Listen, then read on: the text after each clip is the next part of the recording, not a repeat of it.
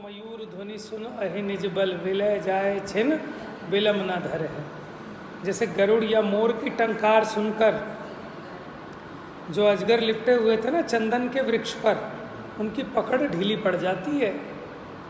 तो ऐसे ही आपने यहाँ जिनेंद्र जिनवाणी का नाम स्मरण भी किया तो वो जो मोह की पकड़ थी वो हल्की हो जाती है, और यहाँ से आप बाहर निकले तो फिर वही मोह एकदम तीव्र हो जाता है, फिर ये बेहोशी का नशा चढ़ जाता है। तो यहाँ आकर वो नशा हल्का होता है, इसलिए बातें समझ में आने लगती हैं, विचार चलने लगते हैं। और यहाँ से निकले गए तो इसलिए यहीं लगे रहो, सब घर छोड़ छाड़ के त्यागी हो जाओ, है ना। जिनवाणी माँ की शरण में आ जाओ, जिनेंद्र परमात्मा की शरण ले लो, तो हमेशा उपयोग आपका अच्छा रहेगा। उपाय तो यही है ना।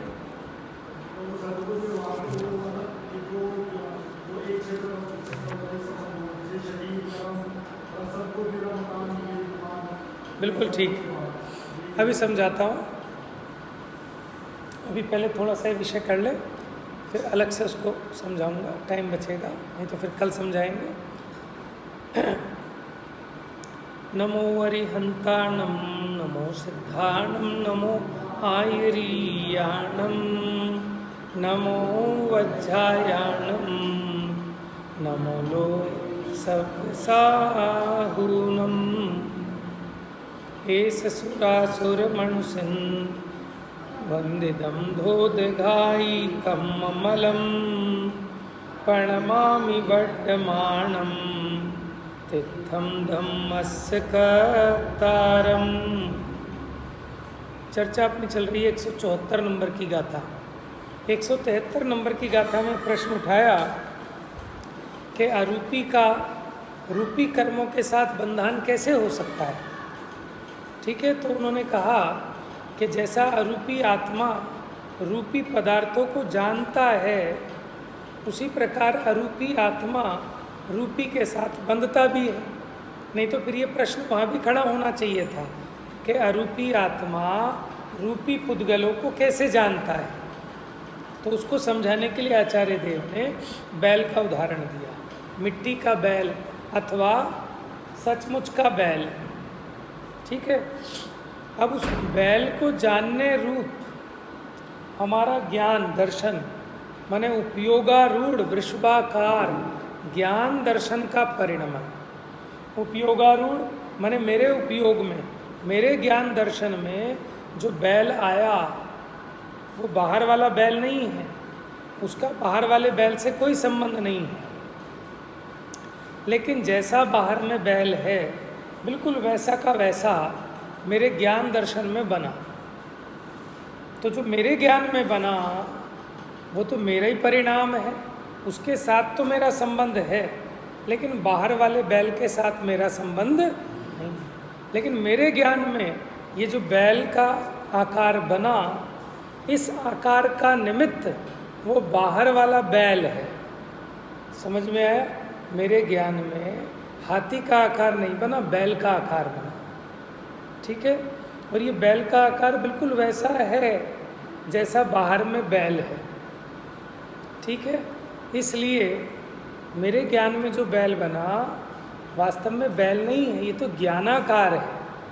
लेकिन क्योंकि बाहर में जैसा बैल है वैसा का वैसा ही आकार होने से इस ज्ञान को बैलाकार कह देते हैं। कल कहा था ना, घट को जानने वाला ज्ञान घट ज्ञान, बैल को जानने वाला ज्ञान बैल का ज्ञान। अब वो ज्ञान बैल का है या ज्ञान ज्ञान का है, ज्ञानात्मा का है ना, बैल का तो नहीं है। तो ये जो उपचार है, ये उपचार इसीलिए बनता है कि मेरे ज्ञान में बिल्कुल बाहर वाले बैल जैसा जानने में आया, और मेरे ज्ञान में जो बैल का आकार बना उसका निमित्त वो बाहर वाला बैल था। ऐसा जानकर मुझ आत्मा को कि मैंने उस बैल को जाना, ऐसा व्यवहार सदता है। ठीक है, चलिए देखिए एक बार गाथा नंबर 174 उसकी टीका।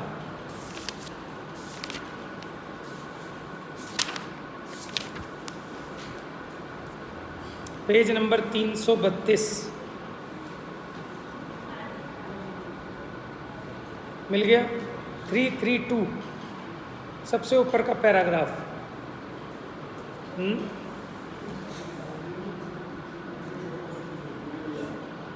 ठीक है, अब ध्यान से सुनिएगा। नहीं मिला? हाँ, भाव जो चल रहा है वही चल रहा था ना अपना। चलो भावार्थ पीछे से ले लो, पूरा ही ले लेते हैं। 331 नंबर पेज नीचे से गाथा पढ़े फिर। रूवादिये ही रही दो, पेच्छदि जाणादि रूपमादीणी, दव्वाणि गुणे यजधा,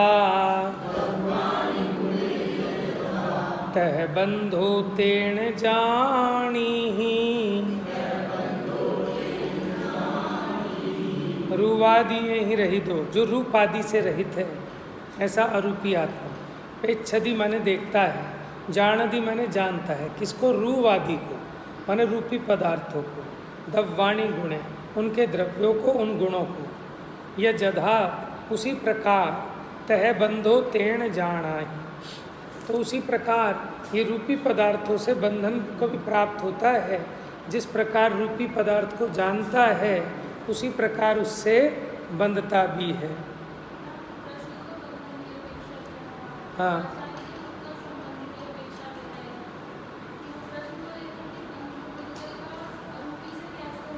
हाँ,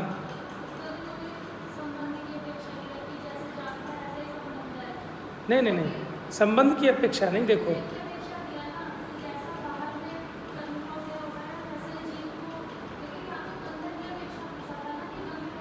तो अभी आप इसको संबंध वाली अपेक्षा गौण करो। वो ये कह रहे हैं कि अगर आप ये कहते हो कि अरूपी आत्मा रूपी के साथ नहीं बंध सकता, तो पहले आप ये बताओ, अरूपी आत्मा रूपी को जानता है कि नहीं जानता? तो हमारा प्रश्न यहाँ पे भी वही खड़ा होता है कि यह अरूपी आत्मा रूपी को कैसे जानता है। तो उसका आप थोड़ा सा खुलासा कर रहे हैं कि अरूपी आत्मा देखा जाए, रूपी पदार्थ को जो जानता है वो किस अपेक्षा कहा। अगर आप उसकी अपेक्षा समझ लोगे कि कैसे जानता है, तो उसी प्रकार आपको बंधन की भी रियलिटी समझ में आ जाएगी। वास्तव में तो अरूपी आत्मा का रूपी पदार्थ के साथ बंधन नहीं हो सकता। लेकिन ये जो बंधन कह रहे हैं, उसके पीछे कुछ रहस्य है, कुछ मर्म है कि कैसे वो बंधन कह रहे हैं, वो अब बता रहे हैं। देखो, एक उदाहरण से भी आपकी बात स्पष्ट कर देता हूँ। किसी ने कहा साहब आप स्वाध्याय में आया करो, कि साहब हम स्वाध्याय में नहीं आ सकते। कि क्यों नहीं आ सकते? कि हमारा बच्चा जो है ना उस टाइम स्कूल से आता है, ठीक है। अथवा जैसे कई लोग इसलिए नहीं आते थे कि साहब घर में पता नहीं कोई होता नहीं, तो हमने कहा कि कोई नहीं होता तो तुम क्यों हो, तुम आ जाओ मंदिर। अरे आप समझते नहीं, घर में किसी का फ़ोन आ जाए, कुछ आ जाए, तो अब उसे किसने बांध रखा है? फ़ोन ने, किसी आने वाले मेहमान ने बांधा है। कैसे बांधा है? तो बांधा भी है और नहीं भी बांधा है। कैसे बंधे हैं हम? फ़ोन से, ठीक है, बच्चों से, हैं, घर गृहस्थी से। क्या उसने आपको बांध रखा है ऐसे? आप समझ रहे हो ना कैसे बंधे हो?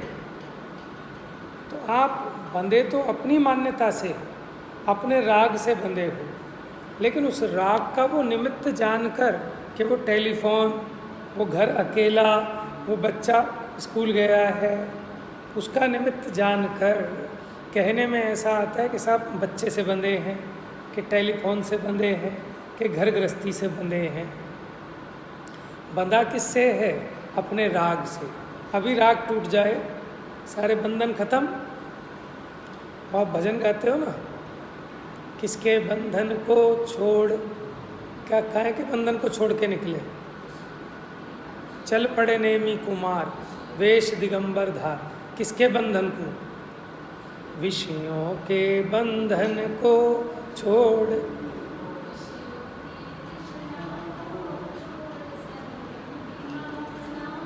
विषयों की तृष्णा को। तो तृष्णा से बंधे थे, विषयों से नहीं बंधे थे, कोई 5 इंद्रिय के भोगों ने उन्हें जबरदस्ती बांध रखा था, ऐसा नहीं है। काहे से बंधे थे? तृष्णा से बंधे थे। अब वो तृष्णा छूट गई तो बंधन है ही नहीं। ऊँट की कहानी सुनी है आपने? 100 ऊँट थे उसके पास। अब वो रात को एक जगह टिका। अब उसने 99 ऊँट तो बांध दिए रस्सी से और खूंटी से। अब रस्सी पड़ गई कम। अब ये 100वां ऊँट कैसे बांधूं? तो उसने कैसे बांधा कि उसने झूठ मूठ एक क्या कील ठोकी, खूंटा ठोका और झूठ मूठ ऐसे रस्सी बांधी ऐसे, और फिर ऊँट के ऊपर डाली, उसे ही बांधा। अब ऊँट वहीं बैठ गया। ऊँट को क्या भ्रम हो गया कि मुझे बांध दिया गया। अब सुबह हुई, उसने जो जो रस्सियाँ बंधी थी सब खोल दी, चल दिया। 99 ऊँट तो चल दिए, 100वां वहीं का वहीं रह गया। हमने देखा भाई ये क्यों खड़ा रह गया। अब उसके दिमाग में अरे ये भी बंधा हुआ है, लेकिन जैसे 99 बंधे थे वैसा तो नहीं बंधा, लेकिन उससे कम भी नहीं बंधा। तो जैसे बंधा था उसको वैसे खोला। अब वो आया, उसने झूठ मूठ ऐसी रस्सी खोली और खूंटा उखाड़ा तो वो ऊँट उठ के एकदम भागा। बात समझ में आ रही हो? बंधन। तो ये जीव जो बंधा है ये कर्म से बंधा है, ये उपचार है, ये व्यवहार है। तो कर्म से कैसे बंधा है कि अपने मोह राग द्वेष आदि भावों से बंधा है, और उसके भी निमित्त ये पौद्गलिक कर्म जानकर तो इस व्यवहार का साधन होता है कि जीव कर्मों से बंधा है। तो इतनी बात को समझाने के लिए हमें अब ये भी समझाना पड़ रहा है कि वास्तव में देखा जाए तो जीव, अगर ये मानोगे ना कि इस पर पदार्थ को जानता है, तो इसमें ऐसा लगता है कि इसी से मेरे ज्ञान की उत्पत्ति हुई, इस पर पदार्थ से। तो पर पदार्थ के साथ जीव का जो जानना है उसके पीछे ये रहस्य है कि ज्ञान उसकी अपनी स्वयं की योग्यता है, अपने क्षयोपशम से। ये ज्ञान में बाहर में जैसा ज्ञेय है बिल्कुल हूबहू वैसे आकार ज्ञान में बनते हैं, अथवा यूँ कहें कि ज्ञान ज्ञेयाकार रूप परिणमित होता है। तो मेरा जो संबंध है वो मेरे ज्ञेयाकार के साथ है, बाहर वाले ज्ञेय के साथ मेरा कोई संबंध नहीं है।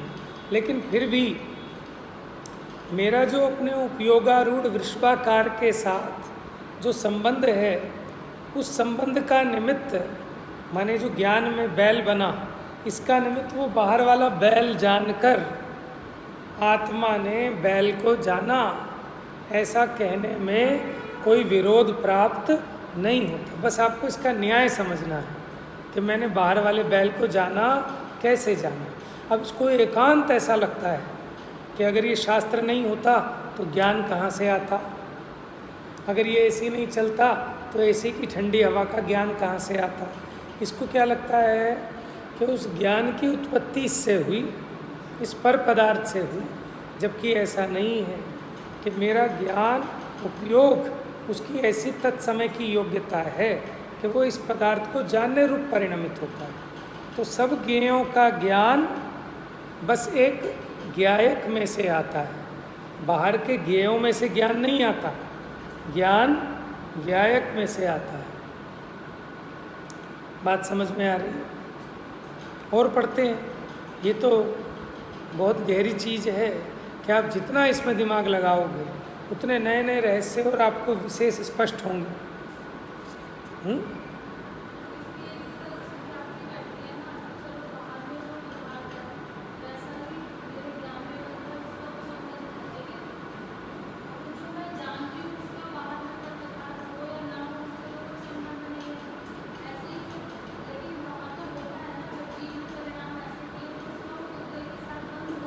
ऐसा है ना, इसीलिए तो दृष्टांत एक देश घटित होता है, सर्वदेश तो नहीं कहा जा सकता।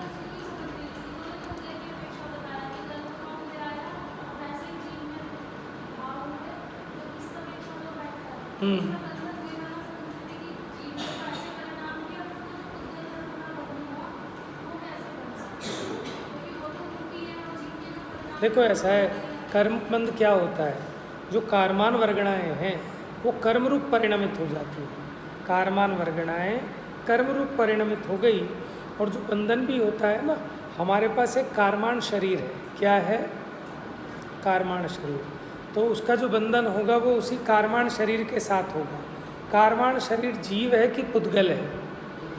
पुद्गल है, ठीक है। अनादि से जीव के साथ उसका संयोग है। तो उसी कारमान शरीर के साथ ही कर्मों का, नवीन कर्मों का भी संबंध होता है। लेकिन जीव के साथ जो कहा, यह असद्भुत व्यवहार से कहा। तो अभी चर्चा करते हैं असद्भुत व्यवहार की भी। असद्भुत व्यवहार क्या है? लेकिन ये व्यवहार झूठा नहीं है, ये भी सम्यक ज्ञान का अंग है, सम्यक ज्ञान का अंश है। क्योंकि चाहे व्यवहार नय हो, चाहे निश्चय नय हो, दोनों नय ज्ञानी को होते हैं। ऐसा मत समझना कि ज्ञानी को तो शुद्ध नय होता है और अज्ञानी को अशुद्ध नय होता है। भाई साहब, शुद्ध नय भी और अशुद्ध नय भी दोनों ज्ञानी के ज्ञान में ही हो सकते हैं। अज्ञानी को तो शुद्ध नया भास हो सकता है, अशुद्ध नया भास हो सकता है, नए नहीं होते। क्योंकि नए सम्यक ज्ञान का अंश है। क्योंकि उसकी सही विवक्षा को समझकर, उस रहस्य को समझना, वो नए ज्ञान है। एक बार इसको पूरा करता हूँ, फिर असद्भुत की चर्चा करें।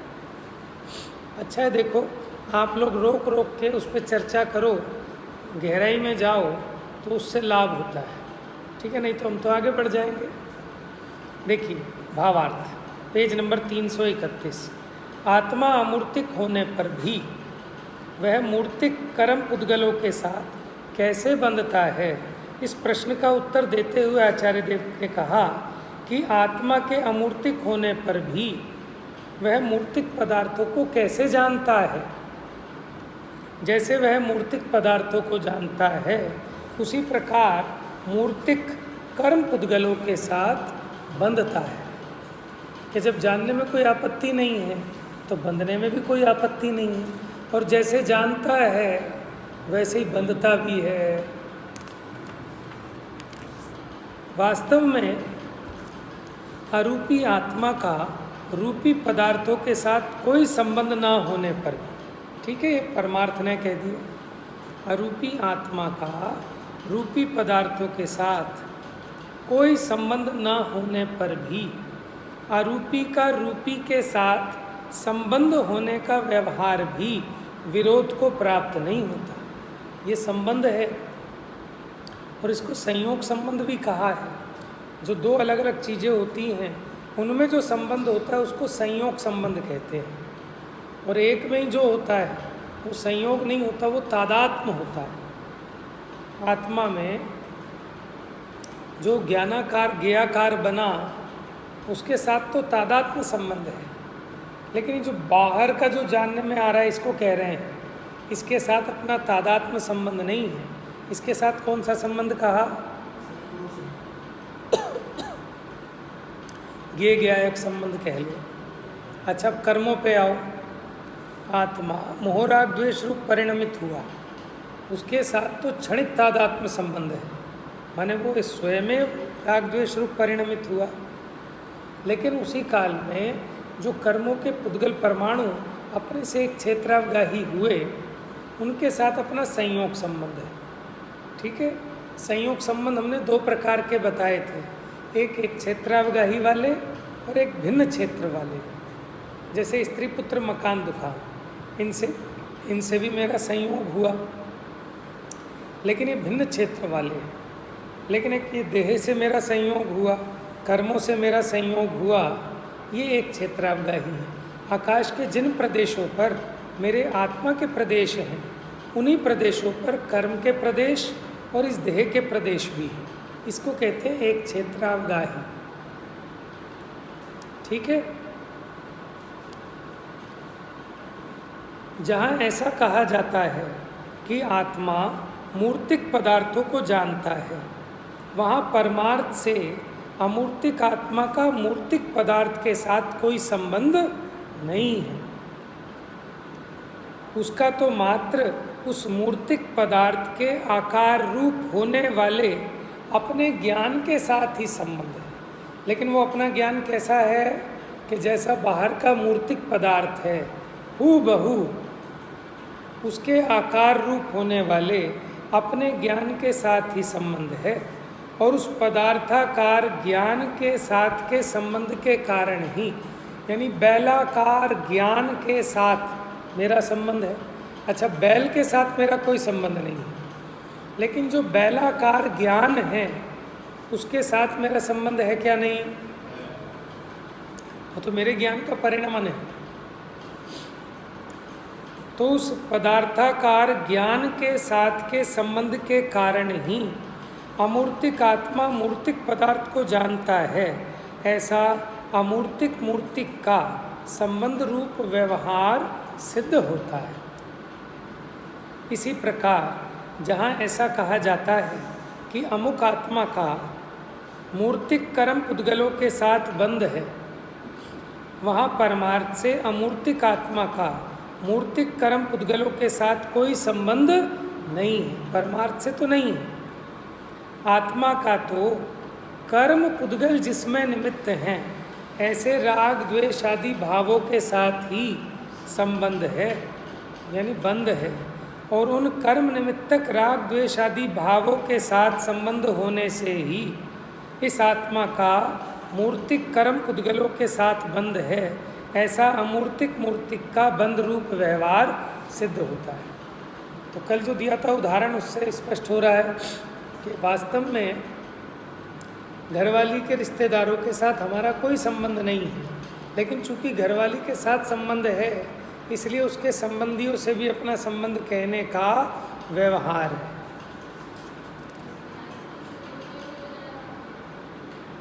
जो उनके राग द्वेष आदि कहाँ होते हैं।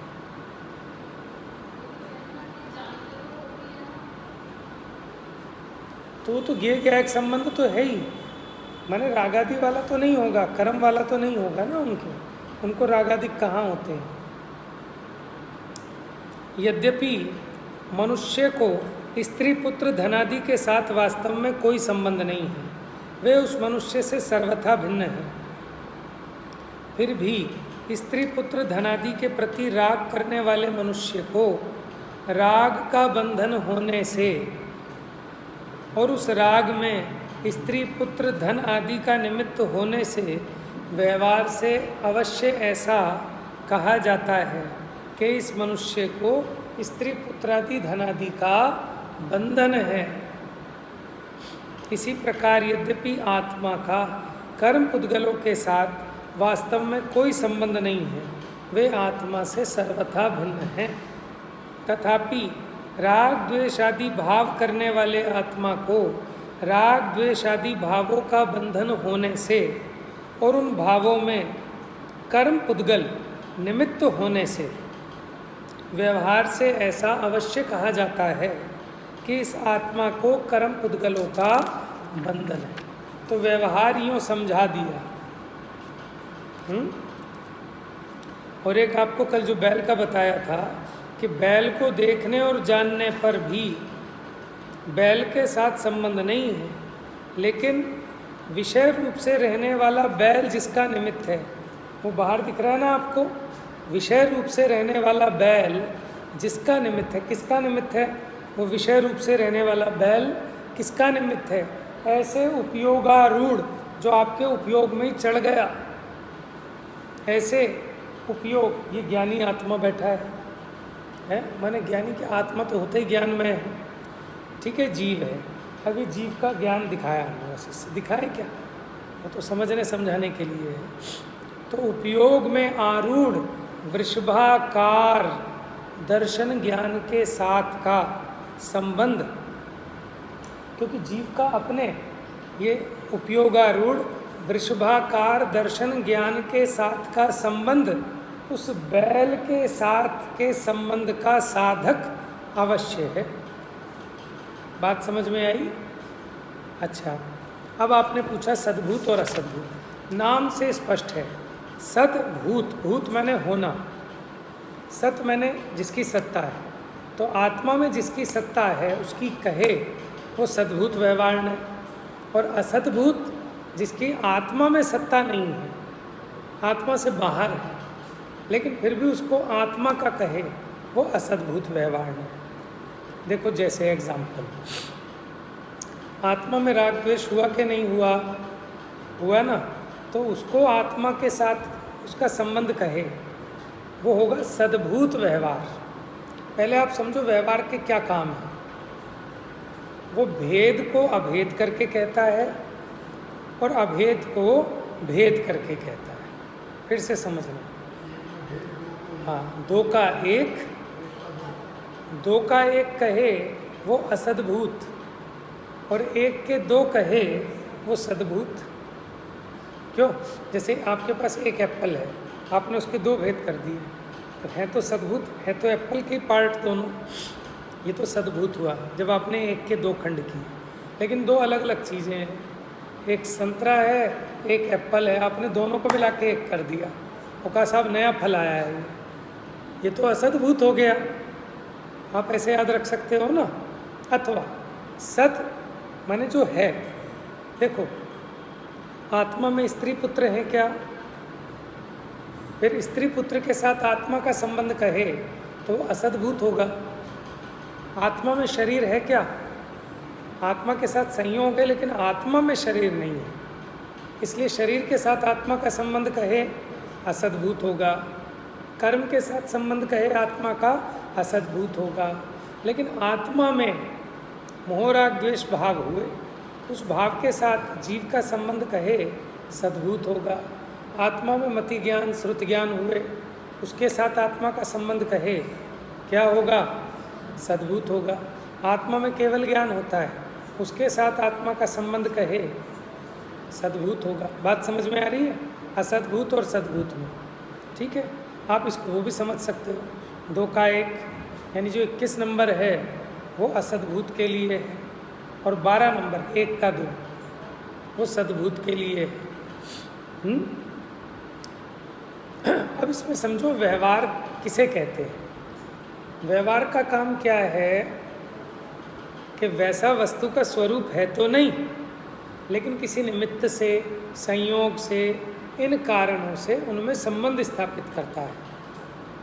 जैसे देह और आत्मा अलग अलग हैं, देह और आत्मा अलग अलग हैं, लेकिन वर्तमान में इनका संयोग संबंध देखकर, इनमें निमित्त नैमित्तिकपना देखकर, ठीक है, जीव को ही शरीर वाला कहे, ठीक है। ये व्यवहार न्याय है। व्यवहार न्याय के दो काम हैं, भेद और उपचार। क्या क्या काम है? एक तो एक अखंड वस्तु में भेद करके समझाता है कि आत्मा में ज्ञान है, दर्शन है, चारित्र है, मति ज्ञान है, श्रुति ज्ञान है, तो आत्मा तो अभेद है इनसे, लेकिन फिर भी भेद करके समझा रहा है तो एक अखंड आत्मा, लेकिन उसमें खंड खंड करके समझाए ना, आत्मा ज्ञान वाला, दर्शन वाला, चारित्र वाला, ठीक है। तो भेद करे सो व्यवहार। फिर आत्मा मोह राग द्वेष रूप परिणमित हुआ, आत्मा का ही परिणाम है, आत्मा से ही अखंड है, लेकिन आत्मा में और आत्मा के परिणाम में भेद करके समझा रहा है कि आत्मा का मोह राग द्वेष, अरे आत्मा ही तो स्वयं रागी द्वेषी हुआ है, लेकिन फिर भी उसमें भेद कर रहा है, आत्मा का राग द्वेष। तो भेद करने से व्यवहार हुआ, लेकिन वो भाव जीव का ही था, इसलिए सद्भूत व्यवहार हुआ, ठीक है। और देह का आत्मा में प्रवेश नहीं है, देह का परिणाम आत्मा का परिणाम नहीं है, तो फिर जीव को गोरा काला कहना ये कौन से व्यवहार न्याय का विषय होगा? वेरी गुड, ठीक है। अब पूछता हूँ आपसे,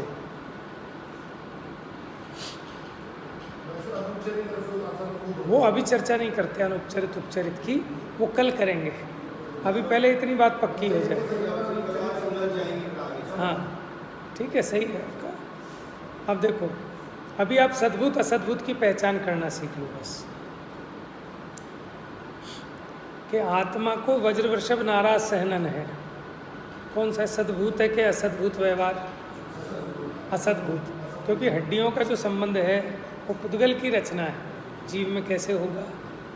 समझ में आया? ये जीव लोभ वाला है, बहुत लोभ करता है। बताओ, सद्भूत व्यवहार असद्भूत व्यवहार? लोभ करता है, लोभी। ये लोभ का परिणाम किसका है? बताओ, ये जीव के बाहर है कि जीव के भीतर है? लोभ का परिणाम क्रोध मान माया लोभ का परिणाम जीव का है ना। जीव ही तो इस भाव रूप से परिणमित होता है। समझ में आया? तो सद्भूत व्यवहार न से बात समझ में आ रही है ना?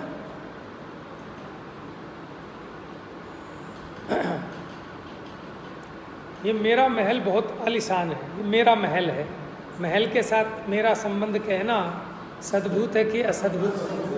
ये मेरी स्त्री, ये मेरे पुत्र असद्भूत हो गए। मेरा मति ज्ञान, मेरा मति ज्ञान सद्भूत, क्योंकि ये तो आत्मा की पर्याय है ना, आत्मा में होता है ना। मेरा क्रोध बड़ा खतरनाक है, सद्भूत है क्योंकि आत्मा में ही हो रहा है, भाव आत्मा का है। मेरा ज्ञान सद्भूत, केवल ज्ञान। समझ में है? अब आगे बात समझ में सद्भूत और असद्भूत की। दो के एक कहे, दो के एक कहे मिलाकर सद्भूत है कि असद्भूत है? असद्भूत। जैसे देह और चेतन है तो अलग अलग, दो को मिला के एक कह रहा है, असद्भूत है। ठीक है? असद्भूत का मतलब झूठा है कि सच्चा है? असद्भूत का मतलब झूठा है कि सच्चा है? बताओ। असद्भूत का मतलब झूठा नहीं है, उपचार है। क्या है? उपचार। इसलिए व्यवहार किसे कहा? जो भेद और उपचार करे। किसी द्रव्य को किसी में मिलाकर कथन करे, किसी द्रव्य को किसी का कहे, अथवा एक अखंड द्रव्य को भेद करके कहे, तो व्यवहार ने भेद और उपचार करता है, और निश्चय ने अभेद और अनुपचार करता है। तो है किसका परिणाम? किसकी विकारी पर्याय है ये बताओ? जीव की विकारी पर्याय है कि पुद्गल की? तो जीव का परिणाम है। आप उसको जीव के साथ भेद करके समझा रहे हो। जीव का ही परिणाम है, भले विकारी है, लेकिन जीव और उसका परिणाम अलग अलग है कि एक है वो वस्तु? एक वस्तु है ना, लेकिन एक वस्तु को भेद करके कह रहे हो, इसलिए व्यवहार हो गया। ठीक है? निश्चय और व्यवहार इतना सरल नहीं है जितना सरल लगता है। नए चक्र के संचार में जो चतुर हैं प्रतिबुद्ध हैं, भव चक्र के संघार में जो प्रति समय सन्नद्ध हैं। माने ऐसे निपुण गुरु चाहिए कि जो इसको चलाने में चक्र है, और ये बहुत तीक्ष्ण धार वाला चक्र है कि अगर इसका सही प्रयोग नहीं किया तो अपनी गर्दन भी उड़ सकती है। समझ में आया? आप वस्तु के सही मर्म को नहीं समझो तो आभास भी हो सकते हैं। नया मिथ्यात्व हो सकता है, ग्रहित मिथ्यात्व, निश्चयाभास, उभयाभास, व्यवहाराभास, तो अपनी गर्दन उड़ जाएगी। और सही समझ गए तो सारे कर्मों का अभाव हो जाएगा। तो नए चक्र का सही प्रयोग करे तो सिद्ध चक्र में चला जाए जीव, और इसका गलत प्रयोग करे तो संसार चक्र में और फंस जाए। समझ में आया? तो समझने का विषय है। तो सद्भूत असद्भूत की अभी इतनी चर्चा बहुत है। ठीक है? और बाकी अभी आप प्रवचन भी सुनना। पंडित अभयजी शास्त्री इसके मास्टर हैं, फिर वो क्लासें लेते थे जयपुर में पहले। ठीक है? उसके बाद संजीव गोदा जी ने उनके जाने के बाद संभाला, तो फिर वो भी मास्टर बन गए उस चीज़ के, सद्भूत असद्भूत आदि निश्चय व्यवहार के। तो आप इन लोगों को भी सुन सकते हैं, उनका लाभ लें। तो माने कमी नहीं है आपके लिए, टाइम चाहिए बस, और जीव की भावना चाहिए। एक से एक जोरदार धुरंधर विद्वान पढ़े हैं, और अब तो यूट्यूब पे सब अवेलेबल है। वह आपने डालना है कि मुझे निश्चय व्यवहार समझना है, दुनिया भर के वीडियो आ जाएंगे आपके पास। तो अब देखो कैसा कली काल में, पहले माने तरसते थे लोग, अरे भाई फला जगह विद्वान है, सुनने नहीं जा पाए। अब तो आपके घर में सब कुछ आ गया, कुआं चल के आपके घर में आ गया है। अब इससे ज़्यादा भाग्य क्या चाहिए बताओ? लेकिन देखो परिणति गिर गई है। पहले लोग चले जाते थे, कोई विद्वान आता था सुनने, अब जाते भी नहीं, और जो घर पे आ रहे हैं डेली वो भी नहीं सुनते। देखो परिणामों की हानि है। जा वाणी के ज्ञान से सूझ